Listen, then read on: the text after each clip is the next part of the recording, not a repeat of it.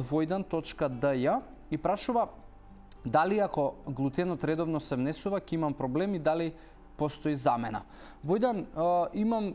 мислам дека имам неколку пати зборувано за глутен, и искрено, иако постојат, значи за глутенот постојат два типа на студии кои што се уште не можеби да се сложат дека и да имаат заедничко тврдење и заклучок, а тоа значи дека да, глутенот доколку имаш навистина проблем и имаш дури болеста која што се вика целијакија, практично на луѓето кои што можеби ќе се обидат да јадат глутен, може да им направи сериозен проблем.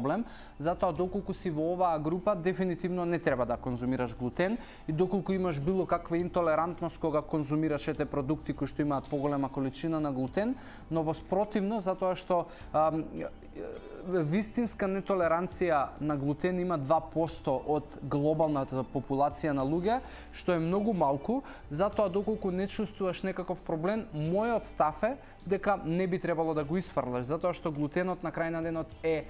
протеин и доколку не ти создава проблем, не би требало да го исфрлиш од исхраната. Истото и за многу други продукти кои што така некои луѓе, да речеме, лактозата им прави проблем, на други луѓе лактозата не им прави проблем. На некои луѓе можеби одредени растителни влакна им прават проблем, на други луѓе не им прават проблем, затоа ти треба да си го слушаш телото и не би го класифицирал јас глутенот како лош и кој што не би требало да се конзумира. Единствено доколку имаш вистински проблем, не го конзумирај, а замена за глутен, еве, доколку имаш проблем, постојат многу. И најдобро е да се упатиш во продавници за здрава храна или во маркетите, во деловите кај што пишува рафт здрава храна, и таму особено во поголемите кои што се